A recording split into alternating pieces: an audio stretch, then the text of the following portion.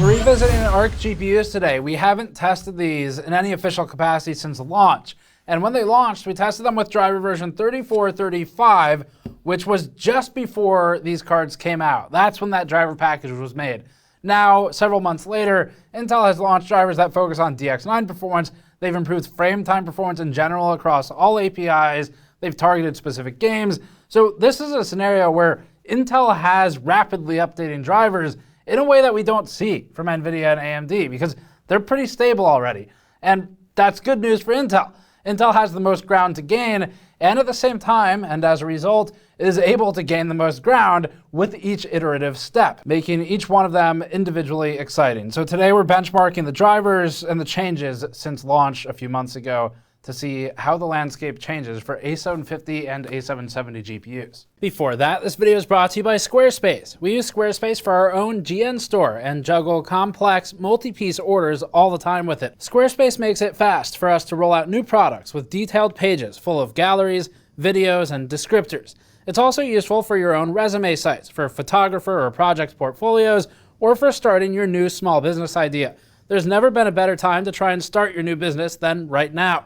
And we can vouch that Squarespace makes it easy. Visit squarespace.com/gamersnexus to get 10% off your first purchase with Squarespace. So the quick updates for you. First of all, the A750, which is this card, is now officially $250. So it's $40 cheaper. We have a news video talking about that from a couple days ago. And that's a pretty big drop. It drops from $290 to $250, which makes it instantly more interesting as you compare against, say, an RX 6600 or a 6600 XT, which the 6600 and the XT alike, when these cards came out, they were more or less sweeping victories. It was pretty hard to argue against a 6600 or an XT because they have driver stability. To some extent, they have more maturity in general. They had better performance in a lot of titles, but now that's starting to change. Intel's most recent driver update ended up being called 4091. And that driver specifically focuses on DX9. So you shouldn't expect improvements in things like Dx11, Vulkan, Dx12, so forth. However, there have been general improvements in those APIs because, again, we haven't tested this since launch. So in between 4091 and 3435 or whatever it is, there were at least 4 other major drivers, maybe 3, and one of those was 3802. So in this set of benchmarking, we're looking at 3 driver sets and comparing them for you. Frametimes are really big. We're going to talk about those a lot. And we have some complaints about the software still. We're not going to go too deep on that today. We already covered that in depth previously. But otherwise, it's just a simple benchmark video. This is going to be a pretty short one. We removed several cards from the charts, 4090, the 7900 XTX. I think we took out the 4080, 3090 Ti, 6900, 6950 XT, Vega 64. In all of those instances, we took them out to make room because there's like 4 or 5 entries for these. And they're so high end that it doesn't make sense. But if you want that data, go check out our 7900 XT review, and you'll get all of it. OK, so we're going to start with Frametimes. Originally, this was at the back of the video, but they are so absolutely insane that we pulled it forward to the front. The differences here are pretty huge for the games where Frametimes were really bad originally. And that's good. That's what we want to see. Quick recap on Frametimes if you don't know. So the base metric of FPS, which is a rate over time, is time. And that metric, you typically look at the time in milliseconds required to present a frame to the player in some capacity rendered. So maybe not fully if it's a runt frame, as they are called, but you are getting presented some kind of frame in that window of time. 16.667 milliseconds would represent 60 FPS. And deviations more than 8 to 12 milliseconds start to be maybe noticeable, but what's really noticeable is when the frame time, the time required to present that frame, spikes up and down rapidly, which is very uncommon to see these days on NVIDIA and AMD, super common back in the multi-GPU days with micro stutter, especially at AMD. So that's the quick recap. This was a problem for Intel with ARC, and it was a significant problem in CSGO specifically, and that's one we're going to look at. Rainbow Six was another one where they had some frame time issues, but otherwise just bugs with that game in general. So let's get started. Here's a frame time plot for Rainbow Six Siege. Lower is better, but more consistent is best. The original launch driver for the A750 was clearly severely bugged with Rainbow Six, as we already saw in the averages when we reviewed it, and you'll see again today. The actual performance is okay on an individual per frame level, but you can see the performance dives from 16 milliseconds to a better 8 millisecond result right at the start, and then it slowly creeps up to a slower 9.5 millisecond frame time. It then plunges back down to 4 milliseconds, which again is technically better, but not like this, and then it climbs slowly. Then it skyrockets to 16 to 19 millisecond frame times. So this tells a story of inconsistency. The red line for the 4091 driver shows us what it should look like. There are still occasional spikes, that's normal, but the absolute performance is much more stable and predictable. Intel has resolved this critical issue from launch in Rainbow Six, so that's good. Their drivers are improving things. But this chart is insane. The chaos you're watching right now is for CSGO. The frame times were so wildly inconsistent that we actually had to reduce the line thickness from our standard 2-point line to 1 point on the A750 with the 3802 drivers. Otherwise, it just looked like a fat blue line. 3802 had it all over the place, bouncing from 4 milliseconds to sometimes 22. This would feel like stuttery garbage in game, and it was a frame-to-frame complete change. And it's objectively a bad experience. Numbers support how bad it is here, but the 4091 driver also supports that it's better. It completely resolves the problem, and it brought us down to more consistent 3 millisecond frame times with plus or minus 2 millisecond deviations. Performance is objectively good with this update. As we get into the bar charts now with just FPS numbers comparatively versus the rest of the vendors, we're starting with the most completely ridiculous result. This is not true for every game. This is an outlier, but it's a very important one, and it's Rainbow Six Siege. We'll look at more normal results you can expect after this. Some games show absolutely zero difference from launch to today. Actually, probably about half the ones we tested, and others show something like 10%, but in this one, there were problems originally, and they're fixed. Here's the chart. The original review had the A770 down at 125 FPS average, with lows at 56 FPS for 0.1%. The technical word to describe that performance is terrible. Really bad. The A750 was similarly ranked. Even the RX 580, which is a GPU from 2017, from 2016, was able to outperform the A770. The 3802 driver fixed baseline performance and brought it up 89% improved for the A770, now at 236 FPS average. Lows also improved at 107 FPS average for 0.1%. That allows the A770 to surpass the 3050, although the 2060 and the RX 6600 still lead it. So Intel still needs to improve significantly to outperform AMD's cheaper 6600 series, and the 4091 update didn't change much in this regard. It pushed to 240 FPS, or 1.8% change in average. The A750 improved to 90% with driver version 3802 from launch, and there's a similar small gain with 4091 as to the 770. The 3050 leads the card here, although the A750 now beats the 1660 Super by 6.7%, so the ranks are shuffling in a way that's favorable for Intel. And that brings us to the two types of gains or improvements you'll see with Intel drivers as they make these major revisions. Type number one is the game-breaking ones, the things that you literally cannot play the game until it is fixed. That's the rare kind on the incumbents in the market. Type number two is just general improvements. Nice to see, but it wasn't probably preventing a purchase outright. At 1440p, the A770 climbed to 190 FPS average from 106 FPS average originally, or 80% uplift. 3802 versus 4091 produced no meaningful difference. The A750 results for 3802 and 4091 were also about the same, both around 172 to 175 FPS average. We ran retests on these and the results didn't really move, so there appears to be no real change here, but there was improvement over the launch day review result of 99 FPS average. But as for 802 versus 91, they're basically within error or run-to-run variation of each other. This test is for Total War Warhammer 3, starting with 1080p. The Intel Arc cards have two main clusters. There's a group above the 2070, and then there's one below the 3060. The original review had the A750 at 83 FPS average, tested in October, with the 3802 driver from shortly after reviews functionally the same, even though that one was tested this week.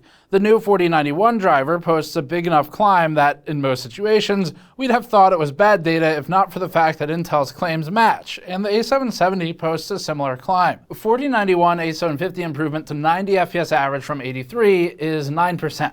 The A770 improved to 9% to 98 FPS average from 90 FPS average.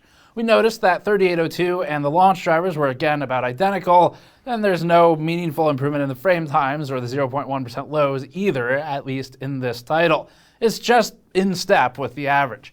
Compared to competition, the A770 4091 version now allows the 6700 XT a lead of 15%, down from 26% previously. So it's getting closer. That should put some pressure on AMD and NVIDIA. The 3060 is now beaten by the A770 4091 by 13%, and that is up from a 3% lead previously. That's a big change. 3% isn't really enough to buy one over the other if the one that leads has serious driver problems. 13% is starting to become more compelling. At 1440p, the A770 LE ran at 68 FPS average with 4091 or 62 with both 3802 and the original launch drivers. Uplift is about 10.4% for the A770 with 4091, with 0.1% lows in lockstep.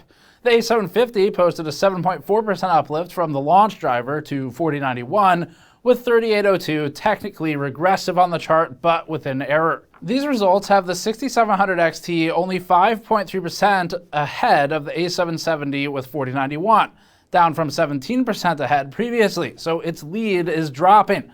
The change is once again significant. Intel won't get this kind of gain every single time they release driver revisions, at least on Alchemist, the current architecture. But certainly it has more room to post gains at least somewhat like this, given that NVIDIA and AMD have been in it forever and their drivers are largely optimized already. They have to work harder through basically only architecture updates.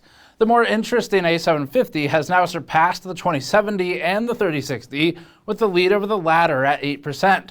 Previously, they were roughly tied, but this is the mark Intel needs to hit. CSGO is one of the games Intel heavily boasted as being improved in the not broken anymore way. We don't normally test CSGO for GPUs. It's more of a CPU benchmark since it's not that GPU intensive, but we added it for just this set to validate Intel's claims. And they appear to be valid. Intel claims a 77% uplift in average FPS from launch to today.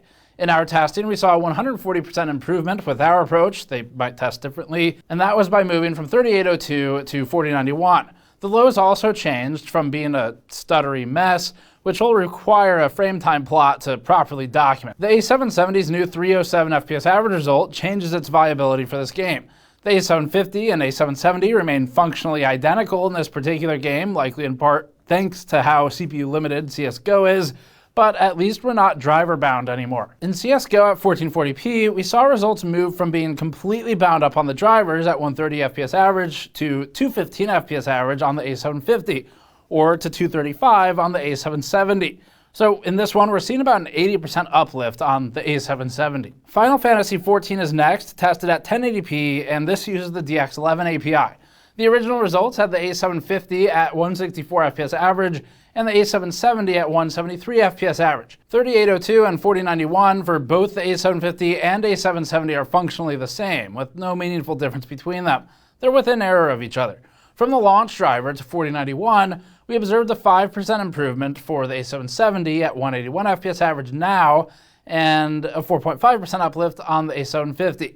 This doesn't change much. The 6600 XT remains a spot above even the A770, despite a price that is much closer to the A750's price. The 750 keeps its spot as far more viable from a value perspective versus only the A770, but with AMD's 6600 and 66XT remaining interesting as long as they're still available in the 200s, that's the real competition. And an important note here, we're CPU bound at the top of this chart, but that doesn't affect the Intel Arc GPUs or the 6600s because they aren't anywhere near the CPU bottleneck. 1440p isn't interesting at all. Once again, the high-end non-Arc GPUs are completely bottlenecked on the CPU, so we can't see a difference there. But for ARC, the cards all perform about the same, irrespective of driver version, and that has the A770 with all 3 driver versions within error and run-to-run variants of each other. The 750 was the same with about a 2 FPS range top to bottom. So there's no change in this load. We could run this 1,000 times on each card and you'd see similar plus or minus 2 FPS numbers. So it's basically just variance. In F1 2022, we have a more limited data set due to frequent updates that the game receives. We retest for each major update, which wipes out the old data. The Intel A750 on 3802 ran at 99.7 FPS average, with the 4091 update changing nothing.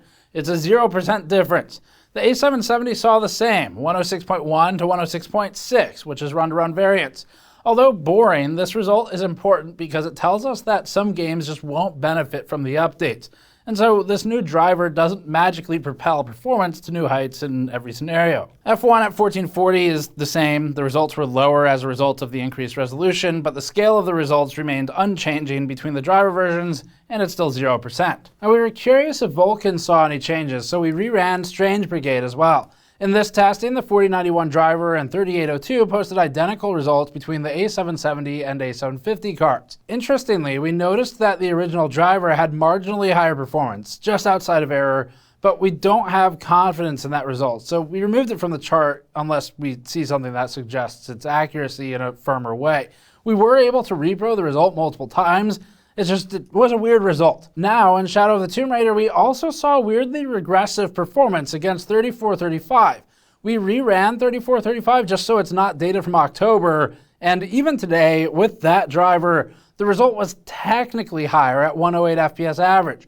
Lows were worse though. So our best theory here is that maybe the driver improvement was actually a narrowing of frame time range to get more consistent frame time performance, resulting in potentially a marginal reduction in the average that you see, but a significant improvement in the lows. And to be very clear about this, we spoke with Intel about this result as well. We basically said, does this make sense to you? Is this what you're seeing? Because sometimes you need to cross-validate, and they didn't really have any concerns about the data. So that's what we got. Our best theory is that in the process of improving the low end, so the poor performing frame times, they slightly truncated the high end. And we've seen that a lot. So it's not uncommon behavior. Now, software, we still have some complaints. We didn't do a full deep dive on the drivers and ARC control this time, but a couple of things. First of all, Intel has now segmented the graphics command center, as they call it, off into Microsoft Store, which is pretty annoying. So it doesn't get pre-installed. Instead, you get ARC control, which to us is far less useful. Command center is more like the NVIDIA control panel, where it looks ancient, but it has a lot of things that are really useful. Beyond this, though, it's not the biggest deal. It's just, it is kind of a messy web of software they have right now. Not very unified. The next one that was annoying was every time the monitor went to sleep and we woke it back up, there would be a stack of pop-ups halfway up the screen that all came from Intel ARC control and had some kind of report to tell us about. Really unnecessary. We're not sure why they're doing that, and none of the information is particularly useful. So that's where we stopped, though. I mean, this was not a deep dive into the software experience. We've done that, and we did a follow-up when they fixed a lot of those things. They've still fixed a lot of those things, so that's still good. But there's also some weird stuff in here, which is the point of mentioning it in this video. However, to really dig into it, we would need to dedicate a full video to it and probably about a week of people actually using it here daily. So anyway, we'll stop there for that commentary for now. The rest of this, the 6700 XT remains in the 300s, like 360, 370, depending where you look. And it's plus or minus a bit, but the card is clearly kind of on its way out at this point. They're going to replace it not too long from now in theory anyway. The A770 remains on the higher side of pricing. Intel is very likely to bring this price down as well, but for now, they haven't. So it's at $350 or so. The A750 it was better value at launch, and it is especially better value than the 770 now because the price is lower, and you get the vast majority of performance on a cheaper card. You get less memory, but it doesn't really matter for a card of this power level. So at this point, the biggest change in the competitive landscape is the A750 is now much more competitive with the 3060 and the 6600, the 66XT, that kind of got the recommendation the first time around. So it's closer in price than it used to be. There's less inventory of those cards than there used to be. So it's sometimes the pricing's not good on those devices because the stock is in and out. 66XT still seems pretty good in general, just from a quick glance, but the 3060 is kind of up and down. So the A750 is, if only by default, is becoming a key choice at that price bracket. But even on top of its sort of de facto presence, it is also improving in drivers in a way that now allows it to, at times when it was at a slight loss before to one of these cards, it is now at a slight lead or at least equal. And at times when it had a slight lead, that was basically irrelevant, especially in the face of being a less mature platform. It might now have a more significant, say 10 to 13% lead like we talked about earlier. That is enough to start swinging opinion in its favor, even in spite of being on the newer partner's platform. So that's all good. That's what Intel needs. They need to do this a lot more. We said this last time. They're new to this. They know they're new to this. They're going to have to keep doing these updates. It can't just stop here. And Intel knows that, and they're working on more. We will continue to revisit these as they have sort of substantial ones. This benchmark is a collection of the last, I don't know, 4 or 5 months of Intel's changes all in one go. So you get the Dx9 stuff and everything else in between. That's it for this one, though. Quick update for you. And we'll keep benchmarking for the next one. Thanks for watching. Subscribe for more. Go to store.gamersnexus.net to help us out directly. We'll see you all next time.